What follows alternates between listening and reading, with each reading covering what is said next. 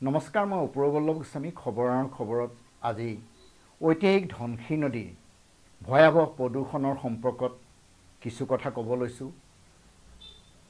নুমলীগড় শোধনাগাৰৰ পিছফালে ধনশিৰি নদী বৈ গৈছে আৰু এই ধনশিৰি নদীতেই নুমলীগড় শোধনাগাৰে ঠিক শোধনাগাৰৰ স্থাপন হোৱাৰ পৰাই 2000 চনৰ পৰাই যিখিনিত তেওঁলোকৰ আৱৰ্জনা যিবোৰ ৰাসায়নিক দ্ৰব্য সেই দ্ৰব্যসমূহ পেলাই দিয়ে আৰু প্ৰথমে তেওঁলোকে কৈছিল যে আমি এইটো ৱাটাৰ ট্ৰিটমেণ্ট কৰি পেলাওঁ, কিন্তু দুৰ্ভাগ্যজনকভাৱে এই যিটো ৰাসায়নিক দ্ৰব্য তেওঁলোকে পেলোৱাৰ বাবে নদীখন আজি প্ৰদূষণ হৈ পৰিছে। কিছুদিনৰ আগৰ কথা, সেই ওচৰৰ এজন ব্যক্তিয়ে, কাৰণ আগৰ নিচিনা ধনশিৰি নদীত শিহু আছিলে, মাছ কাছ আদি উভৈনদী আছিল, কিন্তু এই প্ৰদূষণৰ বাবে আজি এই যি জলচৰ পানী ক্ৰমাৎ বিলুপ্তি হ'ব ধৰিছে। তেওঁ এটা মাছ ধৰিছিল, সেই মাছত তেওঁ তেলজাতীয় গোন্ধ পাইছিল। আমি আচলতে ভবা নাছিলোঁ, কাৰণ কেতিয়াবা মাছ তেল থাকে। তেওঁলোকে ক'লে, তেওঁলোকে আমাক আমন্ত্ৰণ কৰিলে, আমি গৈ চালোঁগৈ। হয়, সেই অঞ্চলটোৰ নদীখন ঠিক তেল বিৰিঙি থকাৰ নিচিনা সেই অঞ্চলটোৰ আমি ভিডিঅ'য়ে তাত দুটামান ক্লিপো লৈছিলোঁ। কিন্তু ইয়াৰ পিছত আমি দেখিলোঁ যে নহয়, এইটো এনেকৈ নহ'ব, আমি পৰীক্ষামূলকভাৱে আচলতে ইয়াত প্ৰমাণ কৰিব লাগিব প্ৰকৃততে আচলতে এই হাইড্ৰ'কাৰ্বন বা ফিনল এই জাতীয় দ্ৰব্য আছেনে নাই। আৰু সেয়ে আমি চেম্পুল লৈ পেলাই পোনপ্ৰথমেই উত্তৰ পূবৰ যিটো যোৰহাটৰ আচলতে একমাত্ৰ গৱেষণাগাৰ, আগতে ৰিচাৰ্চ ইনষ্টিটিউট কৈছে, এতিয়া নেষ্ট বুলি কয়, সেই নেষ্টত গৈ আমি যেতিয়া লৈ গৈ এই হাইড্ৰ'কাৰ্বন আৰু ফিনলৰ টেষ্ট কৰিবলৈ গ'লোঁ, কিন্তু দুৰ্ভাগ্যজনকভাৱে তেওঁলোকে ক'লে যে আমাৰ ইয়াত এই টেষ্টৰ মেচিন বেয়া হৈছে, গতিকে আমি কৰিব নোৱাৰোঁ। কিন্তু আমি আচৰিত পালোঁ, যিহেতু কেন্দ্ৰীয় চৰকাৰে বহুত টকা বিনিয়োগ কৰি এই যিটো গৱেষণাগাৰ স্থাপন কৰিছে, উত্তৰ পূৰ্বাঞ্চলৰ একমাত্ৰ গৱেষণাগাৰ, কাৰণ তেওঁলোকৰ শাখা আমাৰ প্ৰতিবেশী ৰাজ্য অৰুণাচল আদি বিভিন্ন প্ৰান্তত আছে। কিন্তু যেতিয়া এইটো নহ'ল, আমি তেজপুৰ বিশ্ববিদ্যালয়ৰ কথা পাতিছিলোঁ, IITৰ কথা ক'লে, আৰু IITয়ে যেতিয়া আমি যোগাযোগ কৰিছিলোঁ, তেতিয়া তেওঁলোকে আচলতে বায়'চায়েন্স যিটো আমিন গাঁৱৰ ওচৰত, যে আপোনালোকে তাত টেষ্ট কৰক, তাতেই আচলতে হাইড্ৰ'কাৰ্বন বা ফিনল সেই টেষ্ট পাব। আৰু আমি যেতিয়াই সেই পানীৰ চেম্পুল লৈ তাত টেষ্টৰ কাৰণে দিছিলোঁ, আৰু তাৰ ঠিক এসপ্তাহৰ পিছত যেতিয়া তাৰ ফলাফল আহিছিল, ফলাফলত যিটো জৈৱ আচলতে অক্সিজেন, যিটো BOD বুলি কয়, সেই BODৰ পৰিমাণ আচলতে বিশ্বলৈকেতো এটা হেৰি বুলি কয়, BOD পোৱা গৈছিল 18.0, আৰু COD যিটো আচলতে ৰাসায়নিক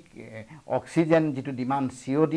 যিটো আচলতে 10 থাকিব লাগে, সেইটো 142.0 পোৱা গৈছিল, আৰু অইল আৰু গ্ৰীচ পোৱা গৈছিল 11.5। গতিকে ই এটা অতি আচলতে স্পৰ্শকাতৰ, কাৰণ যদি নদীখনত তেল আৰু গ্ৰীচ থাকে, তেতিয়াহ'লে সেই নদীখনত তাত জলচৰ পানী বা নদীখন যে প্ৰদূষণ হৈছে, ইয়াতকৈ আৰু বেলেগ প্ৰমাণ নাই। আৰু ইয়াৰ পিছত আমি যিটো ফিনল তথাপিও কিছু পৰিমাণে আছে, কিন্তু BDL বুলি তেওঁলোকে কৈছে যে এতিয়ালৈকে ফিনলৰ মাত্ৰাটো বাঢ়ি যোৱা নাই বুলি কৈছে তেওঁলোকে। গতিকে তাৰ যিখন ফলাফল, এইখন আমি ইতিমধ্যে আপোনালোকক মই স্ক্ৰীণত দেখুৱাবলৈ ক'ম। গতিকে এই যি ফলাফলৰ পিছত আমি অতিকে আচলতে আমি আশ্চৰ্য প্ৰকাশ কৰিছোঁ, কাৰণ নুমলীগড় শোধনাগাৰৰ লগত অসমবাসীৰ আৱেগ জড়িত হৈ আছে। এইটো শ্বহীদৰ শোধনাগাৰ, আৰু এই শোধনাগাৰে কিহৰ কাৰণে এই যিটো আজি এখন আমাৰ ইতিহাস, কাৰণ দৈয়াং ধনশিৰি উপত্যকা বুলিলে এই ধনশিৰি নদীৰ এটা দীঘলীয়া ইতিহাস আছে। এই নদীখন হয়, আমাক উন্নয়ন লাগিব, কিন্তু উন্নয়নৰ নাম লৈ যে তেওঁলোকে এই নদীখনত, বুৱতী নদীখনত তেওঁলোকে এনেধৰণে যদি আজি অইল বা গ্ৰীচ বা এনেকুৱা ধৰণৰ যদি তেওঁলোকৰ যিখিনি আচলতে ৰাসায়নিক দ্ৰব্য তাত নদীখনত এৰি দিয়ে, এই বিষাক্ত দ্ৰব্যৰ ফলত আজি মাছ কাছ সম্পূৰ্ণ আজি নাইকিয়া হৈ গৈছে। গতিকে আমি আচলতে এইটো এইকাৰণে শোধনাগাৰক আচলতে পুনৰ এইটো আমি কওঁ যে আপোনালোকে এই বস্তুটো কিয় কৰিছে, তাৰমানে এখন নদী আপোনালোকৰ ধ্বংস কৰাৰ অধিকাৰ আছে জানো? আৰু এই দৈয়াং ধনশিৰি, বিশেষকৈ দৈয়াং হৈছে ধনশিৰিৰে এখন উপনৈ, কাৰণ এই ধনশিৰি নদীৰ এক দীঘলীয়া ইতিহাস। কাৰণ এই ধনশিৰি নদী নাগালেণ্ডৰ পৰা ওলাই আহিছিল। এই ধনশিৰি নদী 800 মিটাৰ উচ্চতাৰ পৰা লাইচাং চিঙৰ পৰা ওলাই এই শেষ হৈছিল আচলতে ধনশিৰি মুখত ইয়াৰ আচলতে দৈৰ্ঘ্য 352 কিলোমিটাৰ আৰু যদি আমি মুঠ জলাশয়ৰ কথা কওঁ ভৈয়ামৰ প্ৰায় 12,584 বৰ্গ কিলোমিটাৰ গতিকে এইখন এখন ঐতিহাসিক নদী এই ধনশিৰি নদীৰ কেইবাখনো উপনৈ আছে আমি যেনেকৈ দৈয়াঙৰ কথা কৈছোঁ আমি যদি ডিফুপানীৰ কথা কওঁ আমি যদি দেওপানীৰ কথা কওঁ যদি নামবৰৰ কথা কওঁ বহুত উপনৈ ইয়াত সংযোগ হৈ পেলাই ধনশিৰি নদীখনৰ আৰু এই ধনশিৰি নদীৰ যে আচলতে প্ৰদূষণ হৈছে যিহেতু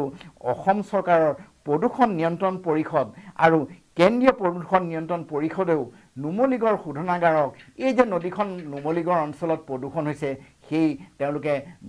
পত্ৰ প্ৰেৰণ কৰে কিন্তু আমি যিটো আচলতে প্ৰদূষণ নিয়ন্ত্ৰণ পৰিষদক যিটো সুধিছিলোঁ তেওঁলোকে ক'লে আমি যদিও পত্ৰ দিওঁ তেওঁলোকে যেনেধৰণে আচলতে ব্যৱস্থা গ্ৰহণ কৰিব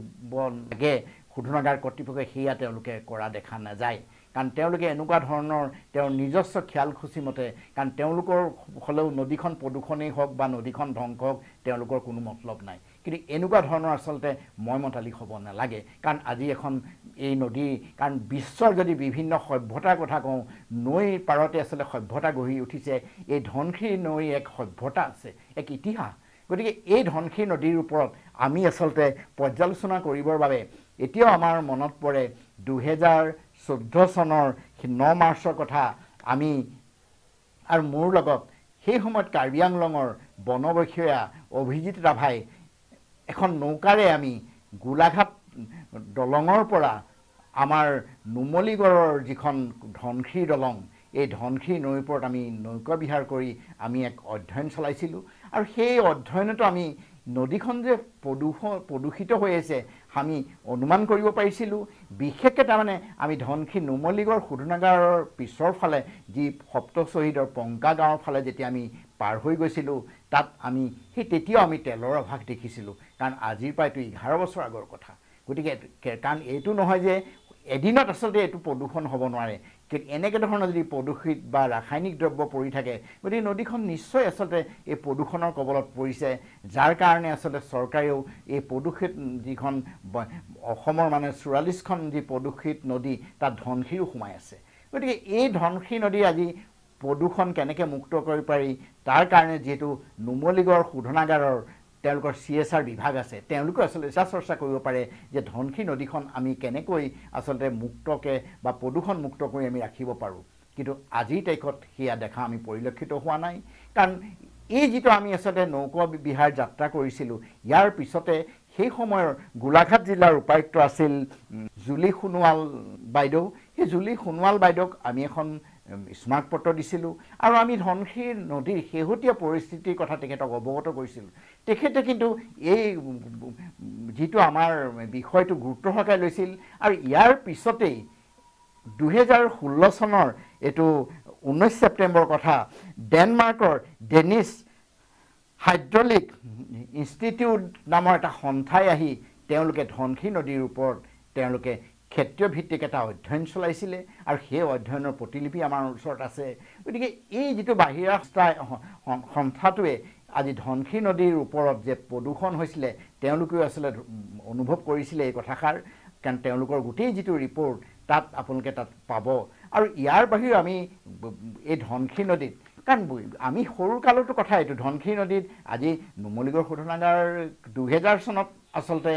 কমিশ্যন হৈছে গতিকে তাৰ আগৰ পৰা আমি চাওঁ যদি ইয়াত ধনশিৰি নদীত প্ৰচুৰ মাছ আছিলে শিহু পোৱা গৈছিল আৰু মৎস্যজীৱী লোকে আচলতে ধনশিৰি নদীৰ পৰাই মাছ এতিয়াও আচলতে ধনশিৰি নদীত মাছ ধৰে এইটো নহয় কিন্তু তুলনামূলকভাৱে আমি যেতিয়া এইবোৰ পৰ্যালোচনা কৰিছিলোঁ যে ধনশিৰি নদীৰ মাছৰ সংখ্যা পূৰ্বতকৈ বহু কমি আহিছে তাৰমানে যাৰ কাৰণে নদীখন প্ৰদূষণ হৈ আহিছে আৰু সেই সময়ে যিটো আচলতে জৈৱ বৈচিত্ৰ্য বা জলচৰ পানীৰ কথা কয় তাত ধনশিৰি নদীত 24টা প্ৰজাতিৰ পানী আছে 34টা প্ৰজাতিৰ মাছ আছে কাৰণ এই কথাবোৰ আচলতে যদি আমি চোৱা যায় কাৰণ IWA সেই IWA আচলতে 113 কিলোমিটাৰ তেওঁলোকে অধ্যয়ন কৰিছিল আৰু এইটো আচলতে ভাৰতীয়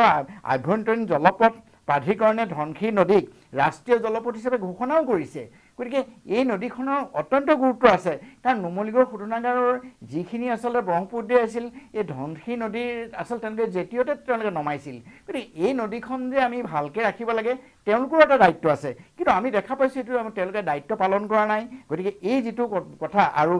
UCNৰ দলে ধনশিৰি নদীক উত্তৰ পূবৰ গুৰুত্বপূৰ্ণ নদী হিচাপে তেওঁলোকে আচলতে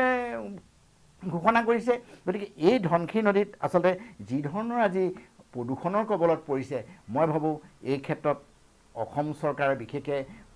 আমাৰ যিটো প্ৰদূষণ নিয়ন্ত্ৰণ পৰিষদ তেওঁলোকেতো পত্ৰ লিখি আহিছে কিন্তু ঘটনা হৈছে কি চৰকাৰে এই ক্ষেত্ৰত গুৰুত্ব দিব লাগিব কাৰণ আমি ধনশিৰি নদী আচলতে সংৰক্ষণ হোৱাটো বিচাৰোঁ আৰু গোলাঘাটৰ যদি কথা কওঁ গোলাঘাটৰ আজিৰ তাৰিখত গোলাঘাটৰ মানুহে ধনশিৰি পানী সেৱন কৰে আৰু এই যিটো আচলতে ধনশিৰি নদীত যিটো তৈলজাত সামগ্ৰী বা যিটো আজি তাৰমানে তাত অইল আৰু গ্ৰীজ পোৱা গৈছে গতিকে এইটো নহয় যে আজি এই যেনেকৈ ধনশিৰি উজাই যদি আহে যে গোলাঘাটলৈওতো প্ৰদূষণ হ'ব পাৰে গোলাঘাটৰ আচলতে পৌৰসভাই ধনশিৰি নদী পানী পৰীক্ষা কৰিছে নাই আমি এইটো চোৱা নাই কাৰণ আমি যিহেতু যি অংশ আচলতে আমি তেলীয়া আছিলে সেই অংশতে গৈ পেলাই আমি আচলতে এই পৰীক্ষা কৰিছোঁ যাৰ কাৰণে এই ফলাফল পাইছিলোঁ আমি গতিকে মই ভাবোঁ এই ক্ষেত্ৰত যিহেতু গোলাঘাট জিলা প্ৰশাসনৰ এটা দায়িত্ব আছে নদীখন ভালকৈ ৰখাত কাৰণ আজি গোলাঘাট ধনশিৰিত যিটো আচলতে নদীখনৰ ওপৰত ফকলেন আৰু JCB লগাই বালি খনাৰ নামত যিটো অত্যাচাৰ চলি আছে নদীখন সম্পূৰ্ণ প্ৰদূষণ হৈছে কিন্তু তাৰপিছতো আজিৰ তাৰিখত গোলাঘাট জিলা প্ৰশাসনৰ কোনো কাণসাৰ নাই গতিকে আমি এইটোৱে আহ্বান জনাইছোঁ অসম চৰকাৰক যে সময় থাকোঁতে এই যিখন আজি ইতিহাস এই ধনশিৰি নদীক সংৰক্ষণ কৰাত অসম চৰকাৰে গুৰুত্ব দিয়ক আজি খবৰ আমি ইমানতেই মুখনি মাৰিছোঁ পুনৰ আকৌ এটা বিষয় লৈ আমি আপোনাৰ মাজলৈ আহিম নমস্কাৰ